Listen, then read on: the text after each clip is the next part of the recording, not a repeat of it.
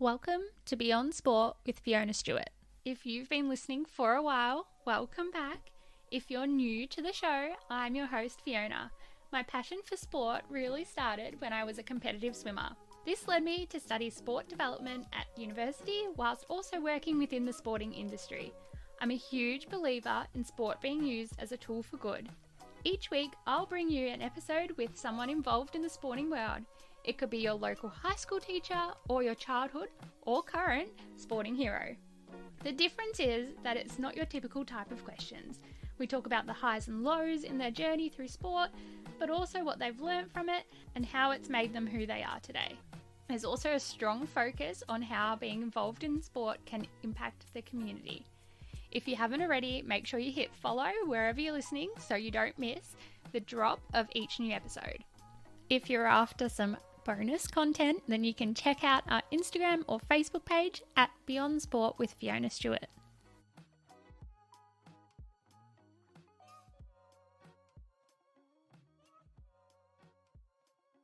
If you are a regular listener, you may have noticed that the weekly drop of episodes has slowed down a little. The demands of work and life have taken priority over the last few months, and as organised and on top of things as I try to be, I haven't been able to put the time required to bring you that weekly episode.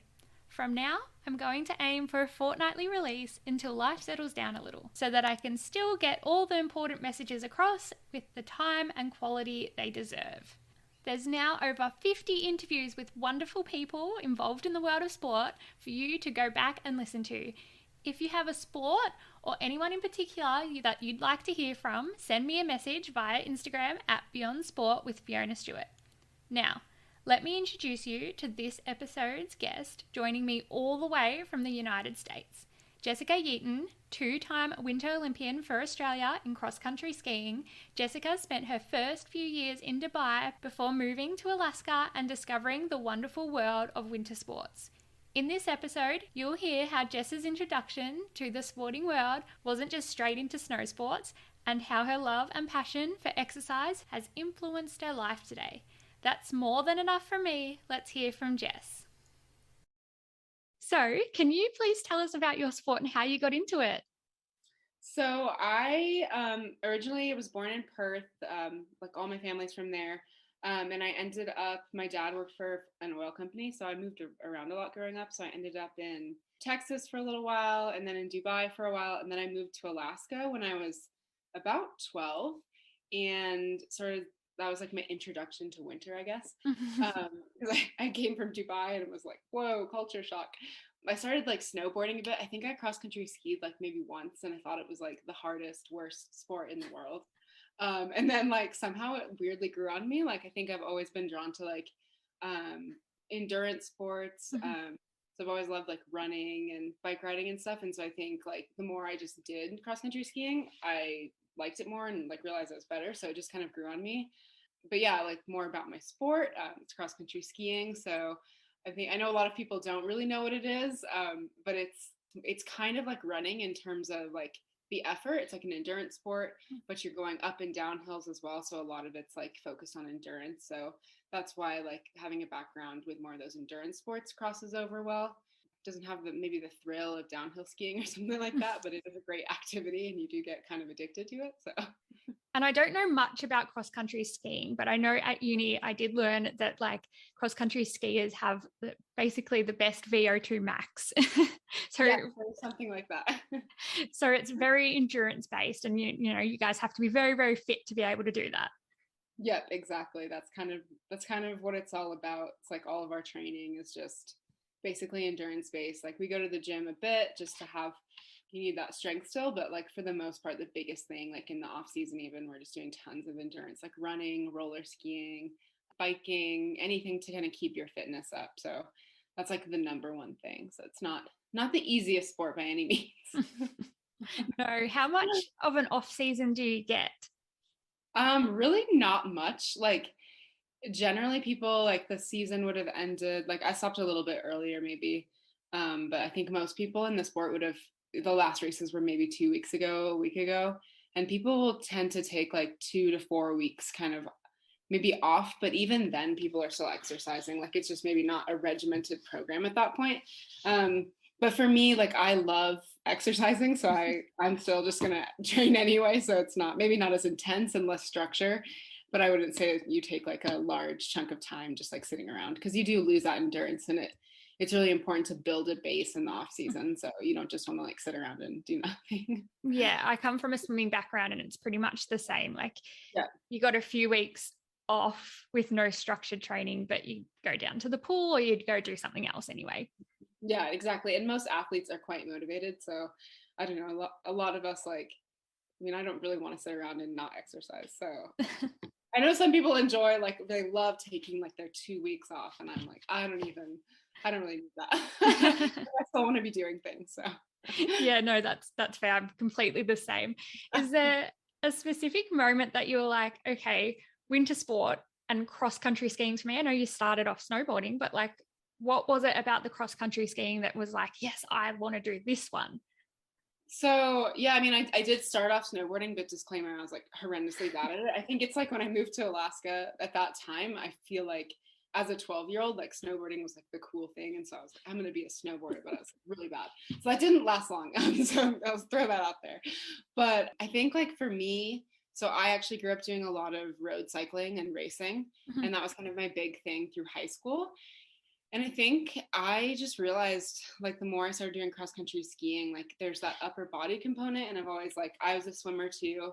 I think I've always gravitated towards like the full body aspect. And then I loved the fact that for training in the off season, like I could do cross country running and that was still training for skiing.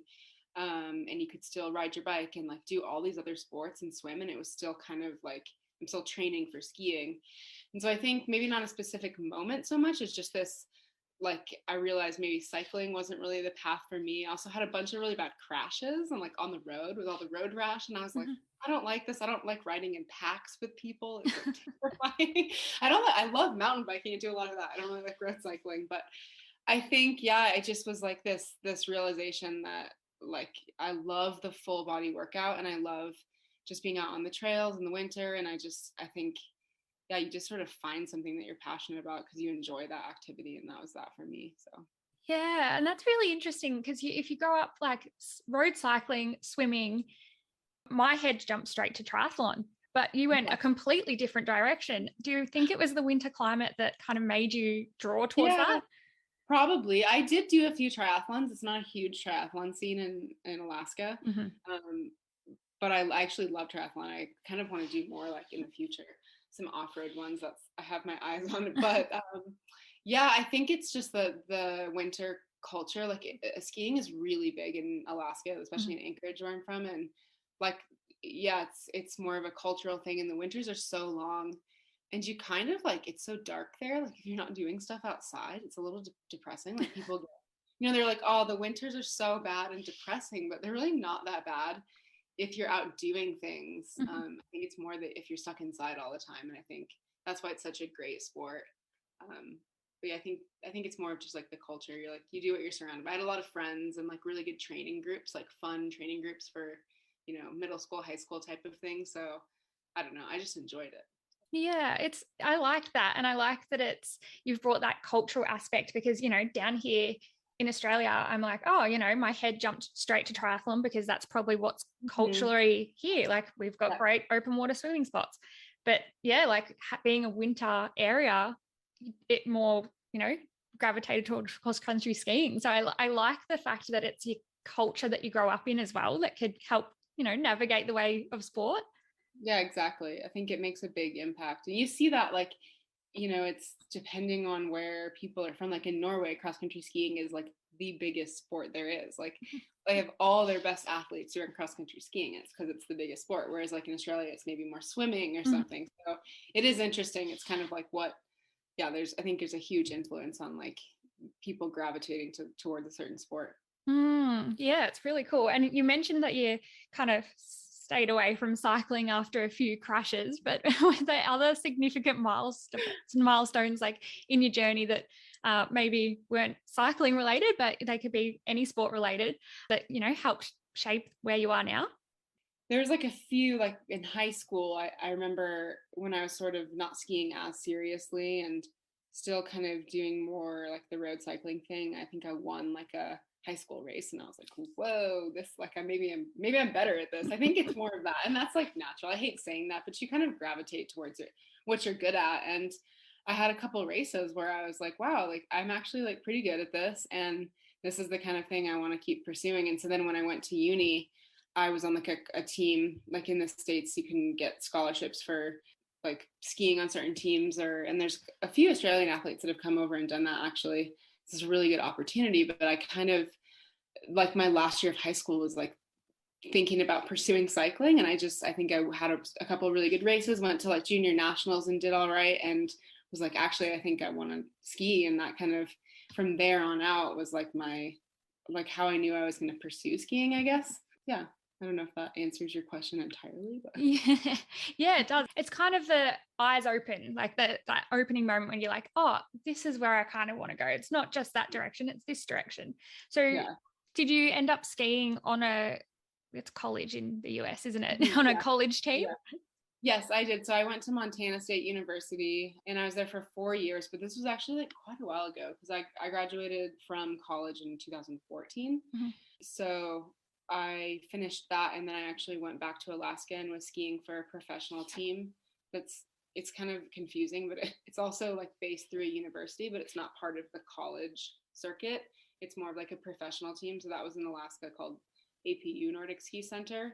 And there were some really good, like we had like Keegan Randall as a gold medalist, and like Sadie Bjornsson was like multi-time like World Cup medalist and things like that. So I had a really good training group there, and I was actually training like for probably like I mean I guess since then I was based in Alaska until the last two Olympics, and then more recently like 3 years ago I started physio school in New Mexico.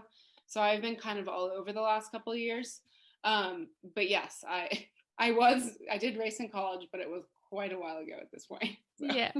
No, that's really cool. And it's cool that you had that, I guess, American college sport system and you got to experience that, because it's very, very different to what we've got down here. Yeah. And that's why like we've actually pushed, there's a couple other, like Casey Wright, the other girl that was at the Olympics with me, she went and skied actually for a college in Alaska. So she was like living there when I was there. It's just been a really good opportunity. There's another girl.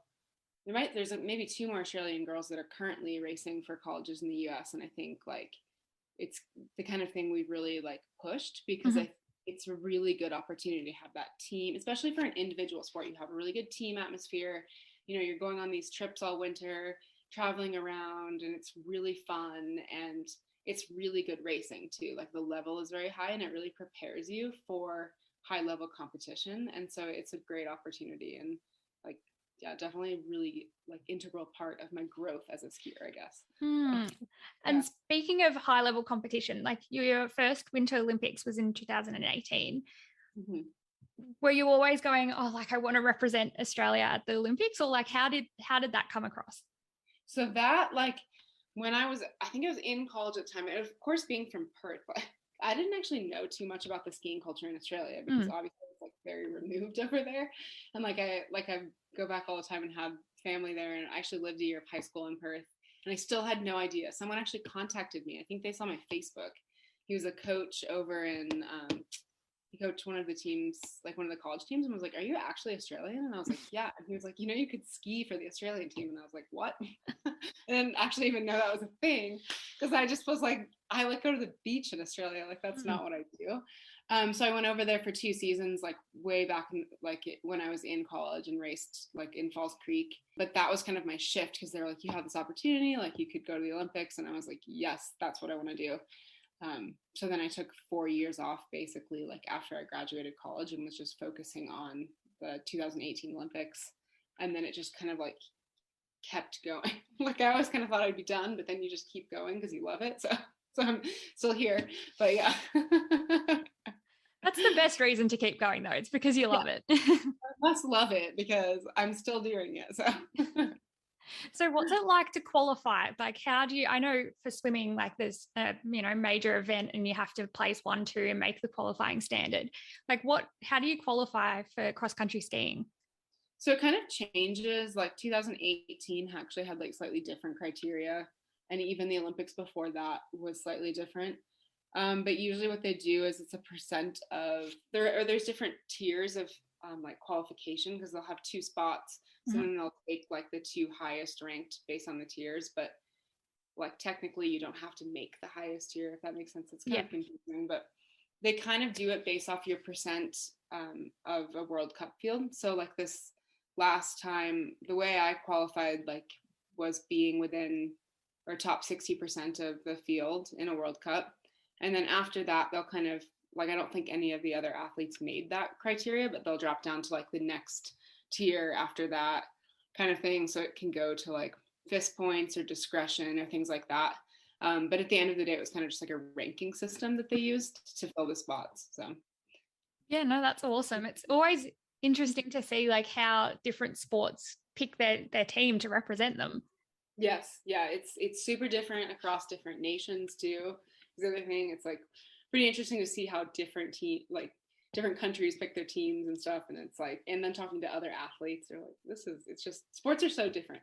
Yeah, it is. Yeah. And you compare them and you're like, oh, like this is not how we did it or how I did it. And I guess like the country or the sport chooses the best way that they can. Yeah, exactly. I think that's the ultimate goal. And I think our cross country did a great job with that. So Yeah. And bringing back to the most recent Olympics, you recorded in one of your events Australia's best result in the 70-year history. Was that in, which one was that? Was it the 30K? Triathlon, so it was a 15K. The 15K. And the 30. It's confusing. We race a 15K, yeah. But yes, I did that. Was that the brutal weather day? Now I remember like I think it was brutal, but it wasn't the most brutal. It was always brutal there. Like disclaimer, there was maybe like one day where we were like, wow, it was kind of nice out, but it was still freezing. It was like the second worst day. The last race was the 30K, which had actually been like my target race. And I kind of just, it was not the race I was hoping for. But like I really surprised myself in that first race, the skiathlon, because I basically got a result that was much better than I anticipated. So that's just how things go sometimes, I guess. But yes, it was so windy and cold there. It was absolutely heinous, and the course was really hard. Like I have never seen a course with so many hills and climbing. Like the number of times I really felt like I was gonna die out there was like very high. Like you'd push so hard over the top of a hill and just be like, oh no, I'm not gonna finish this race, but then you would. So like it was abnormal how hard it was there. How do you keep going when you're in that space? You're like, oh my gosh, it's freezing. I'm struggling to breathe. I think I'm going to die. Like, how do you finish that race? I don't even know. It's so funny because sometimes you're out there and you're like, why do I do this? This is so hard. I'm like, it's really bad when you're having a bad race because you get in like a pretty bad mental space. Sometimes you're like, well, this is really tough and I'm not doing that well. And it's like, I don't really want to try that hard. But sometimes when you look around and you're like, wow, I'm like, for me, like, say in that race, I was catching people in the second half of the race. And so I had so much motivation. And I think that's a thing when you're having like a really good race, you always have this incentive to go. So even if you're just like so far in the, hurt zone, you can find the motivation, because like for me, it was top 30 and I knew I was like getting close, and people were telling me like, oh, you're in this place. And I was just like, oh my gosh, I'm going to pass this person and this person. So even though you're totally dying, somehow you can do it. It's funny, sometimes when you're having like a worse race, further back, you don't have that capacity to push so hard. Like, I don't know if that's something you can relate to, but it's interesting because you find that mental like, motivation. And I think that is one thing that for me, like training, I think it's even the mental aspect of like every workout, like when you don't want to go out because you're really tired, and you're like over it and you had a really hard workout in the morning and you're like, I don't want to go train again. But I actually think there's something about training yourself mentally to push through, because I think you can draw upon that in racing, and you can kind of, sometimes I tell myself like, well, you did this, one workout this summer where you thought you were going to die, so you can do this. Or sometimes I'll tell myself like, no matter the distance, I had like kind of a running joke with a teammate once, and we were like, well, we can do anything for 4 minutes. But it's like, sometimes you're like, well, I can do anything for 30 minutes. I can do anything for 30 seconds. So you kind of just like trick yourself. I don't know. Little mental tricks, but Yeah, I can relate. I used to have this thing, and it would be when you're in the hurt zone, and like obviously we have a pool, so it's a little bit different. I never have to go more than a few, meters either way, and there's a wall. yeah. But I used to have a thing where I'd be in the hurt zone, and if I pushed hard enough through that, I'd actually go numb, and then I'd get my good results after that. So in Yeah. training, we were doing the reps. So I can kind of relate it. But sometimes if I was in a bad headspace, I wouldn't get there. I'd just stay in the hurt zone and I'd be struggling and I'd go slower. Yeah, it's exactly like that. Sometimes it's funny, the races you remember the most are the ones where you're actually having a bad race, because it's almost like you're able to shut down when you're having a good race and you don't really know what you're thinking about. Mm-hmm. But I can recall these bad races where I'm like having like these entire conversations with myself, thinking about things. Like, it's funny because when you're actually like able to push, sometimes that's when you like your brain actually kind of shuts down.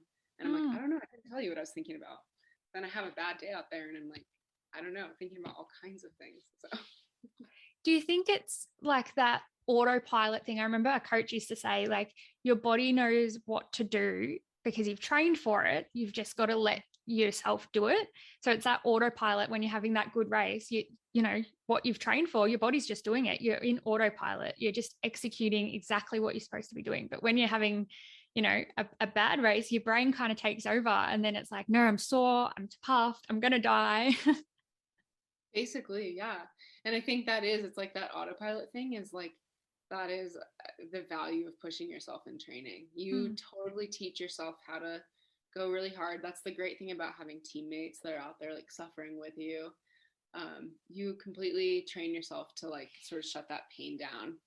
And I think that is like motivation for me. Like when I'm just like out there, oh, I'm over it, I don't want to do this. It's like, well, actually, no, because it really helps you on race day, I think, to like kind of turn your mind off and just like push through. But Yeah, 100%, 100%. So this is a new-ish question to the podcast. See how you go. If you could go back and relive a moment in your sporting journey, what would it be and why?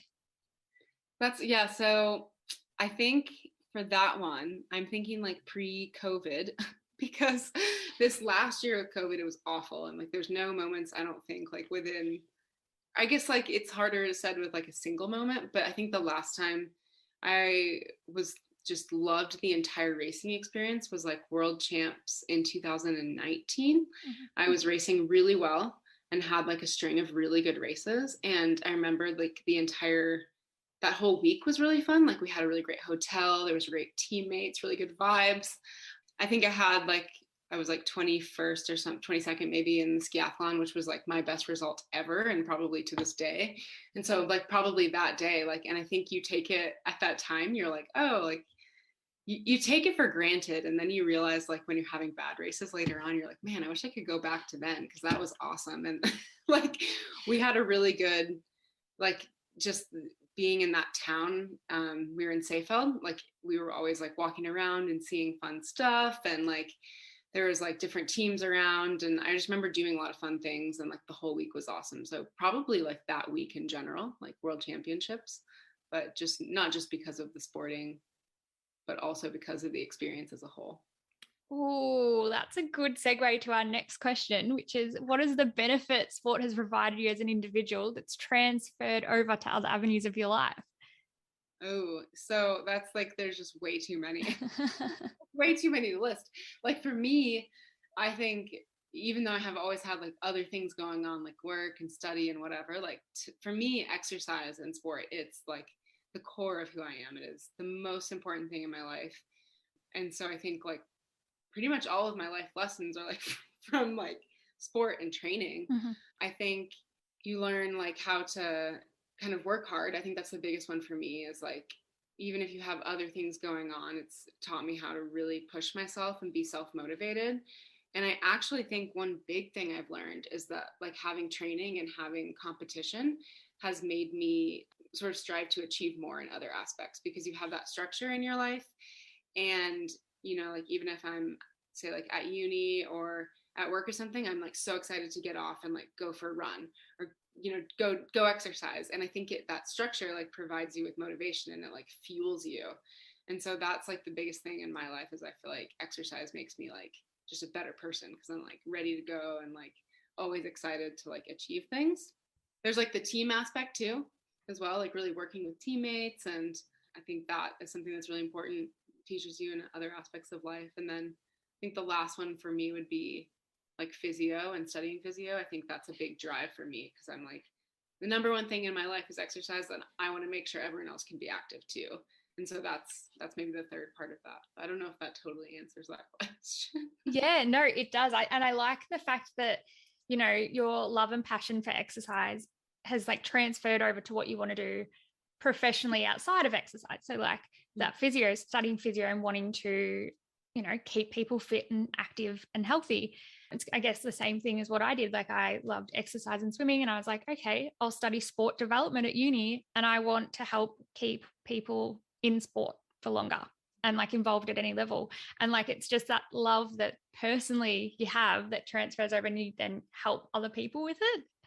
Yeah, exactly. I think it's massive. And yeah, I mean, I'm with you. It's like like I want people to it's like the forefront of healthcare to me. It's like all these problems we have in society. It's like if we could get people to stay in sport and be active, like that's like the key to decreasing chronic disease and like having people live longer and being happier and like fighting depression. And so that's like my passion, is like I'm excited when I go to the clinic and I'm just like helping people exercise. I'm like, it's a good day, we're out, like we're working out, even if it's not like what I would consider some crazy workout. Like for them it is. And that's, I think it's so cool. And I think, yeah, that's like we should be promoting everyone to stay in sport and like pursue something athletic, because it's massive. And I think that's maybe like what like exercise and like competition has taught me, is that like it truly is really important. And I think it's made my life better, so I think it can make other people's lives better. Yeah. Oh, that's such an important message. I love that. Good. I'm glad. So if you could share like one lesson with, you know, someone up and coming, probably in the winter sports space, because I haven't spoken to many people from winter sports, but is there something that you'd share or want to, you know, pass on to someone young? I think the biggest thing I've learned is that no one's really keeping like a tally of your failures. I think we constantly think that people are watching us and they're like, oh my God, like they had another bad race. Wow. Like, like I think we're the only ones like thinking of that. Like we're our own biggest critics. And, people totally remember when you have some like awesome race. Like they definitely remember that, but they don't really like, you're the only person like keeping track of all the times you failed, and you're gonna fail a lot. And that's, I think, the biggest thing is everyone fails a lot. I failed a lot. We've all failed a lot. And I think maybe young athletes don't realize that or see that, but it's part of like this huge journey. Like I'm 30 now, and it's like I can't tell you the number of times I had a terrible race or like a terrible day of training, but you have these like one good race, and that's like enough to like keep you motivated. But I think it's just really important to remember that like people they're not watching you and like being, critiquing your failures. Like that's mostly you. So, and also you really do learn from your failures, and like, I don't know, it makes the success so much better. So you have to like learn to grow from them, and, that kind of thing. That's a really good point, that, you know, other people aren't watching your failures, and you think that they are, and you're like, oh, I feel like I let A, B, and C down, but you didn't really actually, and no one actually cares, but you No. usually. It's crazy because I like the number of times I had bad race and I'm like, oh my gosh, that's so embarrassing. Like everyone saw that. And then you talk to people and they're like, just no one cares. Like no one, they probably looked at who won the race and that's like it. Like it's not a big deal. Like no one's going to, and that's the other thing. Even if they saw today, they'll probably forget by tomorrow. So like, yes, maybe people did see it and they're like, wow, that was a bit of a shocker. But like 2 days from now, I guarantee you, like everyone's over it. No one remembers it. And like, you just move on. And I think that's like a huge lesson. It takes like time to really realize that, because you can get stuck on like, feeling like, your bad race, and you get really like down about it. But, it does make the good races so much better. And like, you feel like that sense of accomplishment. You almost like when you're having a string of really good racing, like you get like numb to it and you forget what it's like to be like racing bad, so it's almost good. You need those downs to really appreciate the highs. So Yes, and that's I guess that transfers over to life in general. Like people don't take note of your failures. They don't really care. They don't no, notice when, you get a promotion at work or you get married or you have a baby. Like they know those big things. They don't know about the time you crashed your car or, those exactly. down moments. They don't care. Yeah.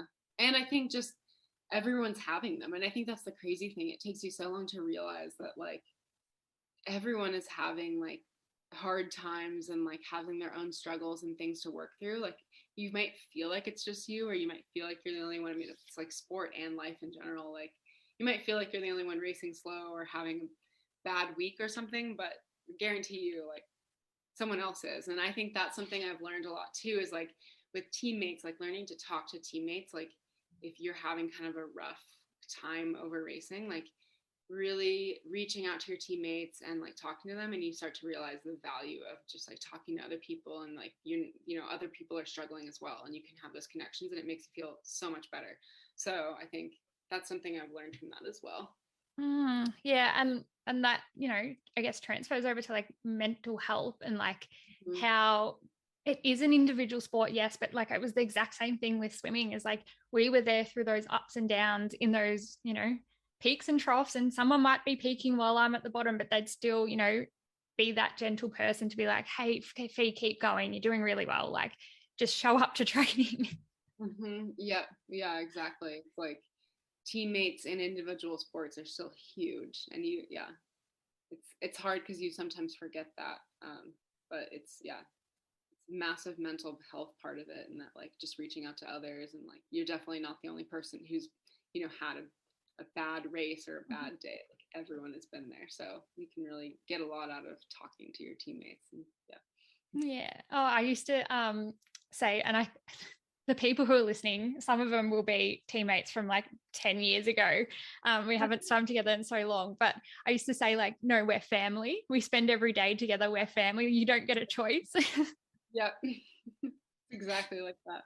Yeah. And it just shows that importance of connection, especially in like, yes, sport, but also life. Like you could debrief about, oh, like this is what happened and I've had a really bad day at work or something.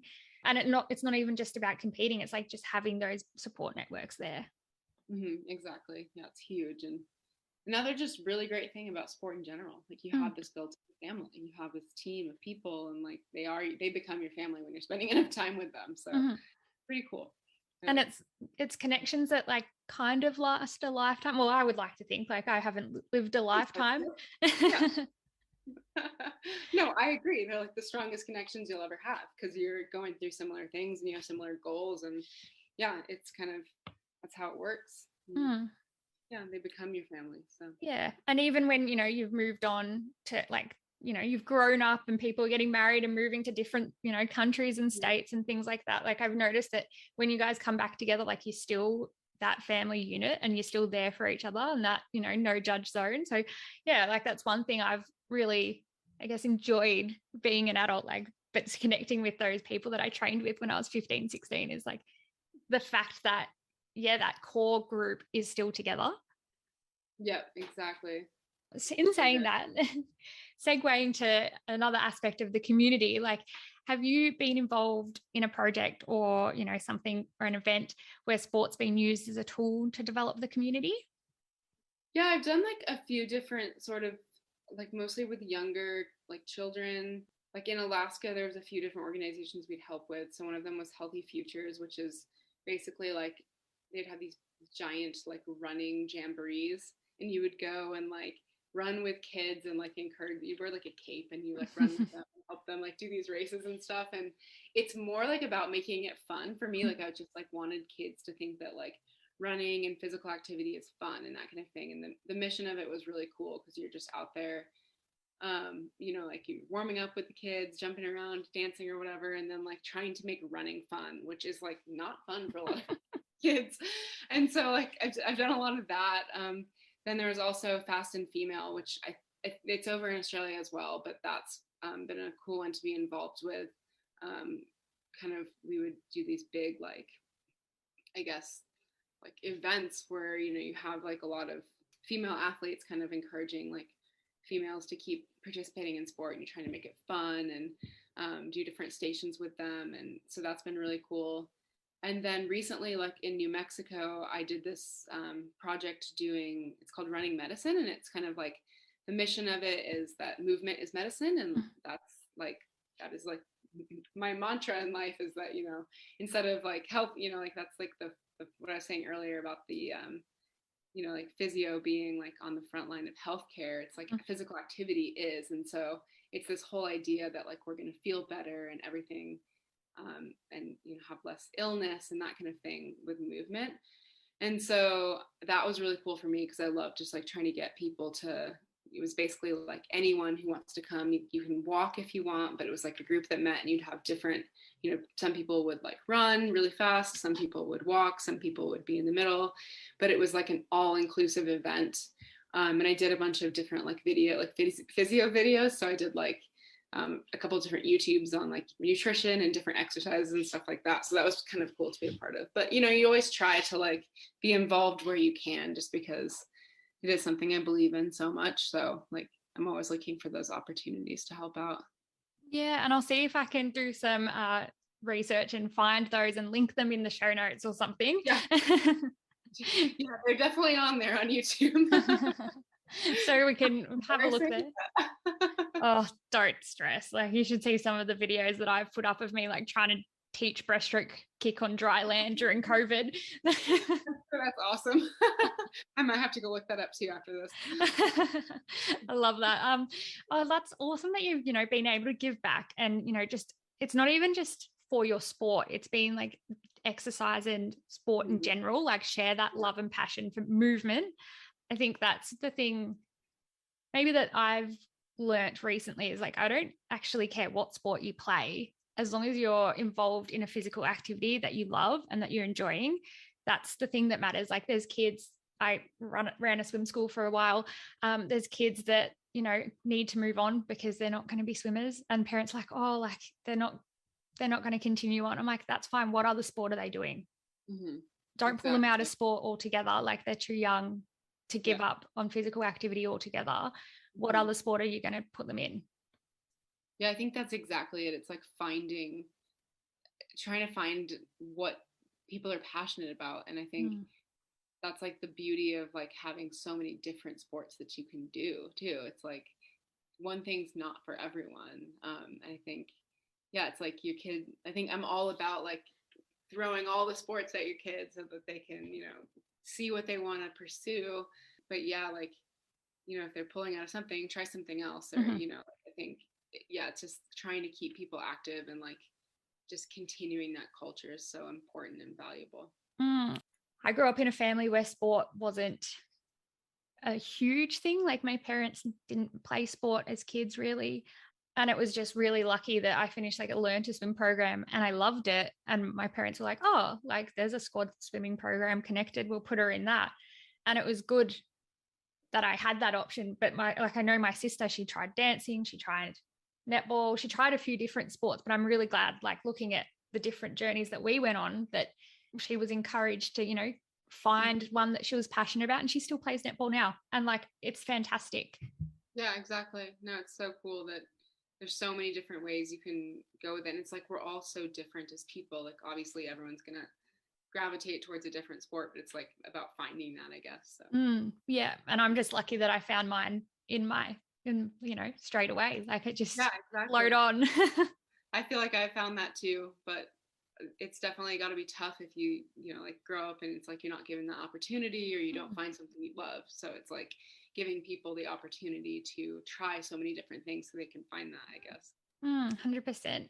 And this brings, I guess, like the last question, and it's a loaded one, and you can take it wherever you want, but where do you see the future of sport? So that is like a pretty tough question. I think future of sport, I think like what I've seen recently is kind of like how like all these, there's so many sports being added. Like, I don't know if you've heard, like in the Olympics, it's like this year we're adding like speed climbing or rock climbing, like skateboarding. And like, I think it's so cool that every year it's like these fringe sports, or like fringe sports or whatever, they're like something that's not like as mainstream or being added. And I think that's the future I see, is like it is growing as a, like sport is becoming like a bigger umbrella, I guess, like all these, you know, people who are doing different things are being allowed to compete in the Olympics. And that's so awesome, because I feel like the Olympics is just like this thing that brings everyone together. Like everyone watches the Olympics and they love, it's like this peaceful thing because everyone, you know, wants to watch, and like it's just this time of unity. And so I think the more sports that are in the Olympics, like the better. And I think, yeah, it's so cool seeing just different sports being added. I think one thing that like I thought about a lot is my mom. She tells me all the time about like how if she was my age, or like how the opportunities I've had are so much more than what she had growing up. Like she ran marathons and things like that, but she was like one of the first women in Perth to be doing that. And she's like, oh, I wish that trail running was a thing for me when I was growing up, because like I don't really run on road, because I'm like, I don't want to run on the road, I run on trails only. And she's like, we just didn't do that. Like there weren't like trail running races for me or things like that, or like mountain biking wasn't as big. And so I see like her saying that, and then me saying what I do now. I'm like, I hope that my children or future generations are going to have even more opportunity. And so I think that's a big one for like females. I think, you know, that growing aspect, but just in general, like I think it's just growing so much, and it's really cool to see. And the barriers are being broken down. Like I know there's more things going on in the world, but like the barriers are being broken down. And I do look at the opportunities that kids, you know, kids even now are having, and I'm like, oh my gosh, like that's cool. I wish I could have done that. Yeah. Let alone the opportunities that, you know, my parents had. I think it's an important space. And yeah, like you said, with the unity and the adding of different sports into the Olympics, like it gives people that thing of going, oh, skateboarding is a sport. I can do that. Like it's not just going to the skate park after school. Like it's something that I can train hard and work hard towards. That's the thing, is like these sports that, yeah, exactly. Like they're training so hard to do these things, and that is sport. And I think there's a place for these in the Olympics, and it's so cool. And I'm like, I hope that in 20 years we're seeing like even more sports. Like I think it's so cool. You know, like these kids, what they're doing when they're pursuing this kind of stuff, it's crazy. Like the tricks they can do. And yeah, I'm like, I mean, I took up mountain biking like maybe a little later, but I mean, I did it as a kid, but they basically what happened is they developed all these trails in Alaska, like when I was like in high or when I was in college, and I came home and I was like, what the heck? Like if we'd had all these trails when I was growing up, I'd be freaking jumping off stuff like a champ. But I feel like once you're older, it's harder. But things like that, like kids can do incredible stuff like when you're given the opportunity. And so it's really cool to see things like that being added, and you're like pushing, you know, children to be doing like learning these skills that just make you like, you know, better. And I think it's really cool to see. So and even like developmentally, like having those opportunities in those younger years, like you don't quite maybe have the fear or the realization of consequences if you crash. Yeah, and I think it's so valuable for females too, because I think there's this thing where you get like something in your head a little bit, like I'm like, oh, like I'm scared, or I'm in my head, I'm like, I'm bad at ball sports. And I don't know where that really came from, or if it's based in anything, or if that was just something I was told as a kid. But I think it's really important to not like get that in your head when you're young, because I don't actually think I am bad. I just didn't really try it that much. But I think there's a sense of empowerment too that I get with like when I'm mountain biking. I think why I love it so much is like working on new like features, and like, you know, you have this sense of accomplishment that I don't really get cross country skiing, to be honest, because it's not like I'm trying new technical skills. But that is something that I'm just like, I want my children, and like especially daughters, to be doing things like that, because I think it's empowering for women, and I think it's something that's really important to me. And if you can get that when they're even younger, you have more confidence, and it's just, yeah, it's so important to have those skills. So I think it's definitely something I will push, is like the skill sport, and like, you know, having confidence. It's huge. Yeah. And like I think trying different types of sport, like going back to, you know, you don't know what sport is going to suit you. Right. There's a few sports that I would like love my future kids to get involved in.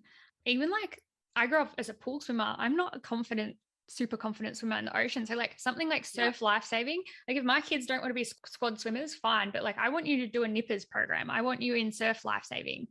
Yep. I think I'm like 100% with you. That's like open water swimming and that kind of stuff is like it's like a super cool thing to have kids try, and like Mm. it is totally different. And yeah, it's like the more you can get them to do, the better, and the Mhm. more opportunity and the more skills you'll build, and like confidence. And yeah, yeah, could go on about it for hours. So Yeah, we could, like, it, and it does, I guess, like open doors to other sports, if that makes sense. Like, yeah, your road cycling maybe gave you a good fitness base to do yeah, cross country skiing. Like, we hmm don't know. Well, we yeah, probably do. Like, it probably did. yeah. It probably didn't hurt. Yeah. Yeah, no, I think the future is bright and it's very, very exciting. In terms of your future, what's up for the rest of the year? So I'm like right now, because I'm on clinical placements for physio right now, so I'm pretty busy. But I'm getting to like explore a lot of places in the U.S. So I'm in Colorado Springs right now, which is like been really exciting. I'm up in the mountains, and like literally I can run from my house right now, and it's like trails on like just never ending trails. It's really cool. So I'm like spending the next however long, like 6 months almost, kind of in the clinic, but also like just exploring new places for training. So Mhm. lots of running and mountain biking for me. I'm not sure how next season will look. Like I'm definitely going to take a bit of a different approach, I think, like going forward with skiing, just because I'm, feeling like not like I want to go over and spend my entire year in Europe, that's for sure. So I might do a little more like racing that I think is fun, like more marathon racing and things like that. But then also like maybe hit some of those bigger championships, like world championships and things like that. So we'll see. But I'm trying to keep things more like at this point for what I want to do rather than what's like the traditional trajectory for, I guess, cross country skiers. And for Mhm. me, like that this summer, I have a bunch of like running races and mountain bike races on the calendar. I'm like really excited about that because I think, it's all about like what gets you excited, and like that motivates me to train. So I've been running and mountain biking a ton, being like, I have all these races on my calendar and I know that'll keep me fit for skiing. So it's like a win-win. But I'm kind of at this point in my career, I guess, trying to just like more enjoy it. But like I love exercise and racing so much, I don't see that going away anytime soon. So No, that's awesome. And it's cool that, you've kind of mixed it up in terms of the events on your calendar, and it's not just cross country skiing. I know at the start of our chat, you said you were looking at maybe doing some triathlons and things like that. Like, why not? exactly, yeah. That's actually reminds me, because I need to look up the off-road triathlon schedules. I keep forgetting that I haven't looked through like what races are around, but yeah, I'm like totally into it. And I think that is the beauty of cross country skiing though, because it's this, you do need to train specifically, and like you have to work on your technique and that kind of thing, but like fitness is the number one thing. And I think it's harder if you're more of a sprinter, I'll give you that. But for me, like I'm more on the long distance side of things anyway. So like I think I train the best when I'm like happy and I'm doing fun activities. So I don't think it hurts me to be like doing other races and like running a bunch in cross or mountain biking. So I think it's a really cool part of our sport that you can cross train so much in the summer. Yeah. Oh, that's so cool. And staying tuned to what events are coming up and what you're doing that are not winter related. Yes, they will not be winter related for a while. So Oh, no, that's awesome. Well, thank you so much for joining us, Jess. Like, it's been a fun chat, and I'm sure, there's some really awesome lessons that the audience can get out of it. well, I hope there is too. And thanks for chatting and having me on here. Really enjoyed it. My pleasure.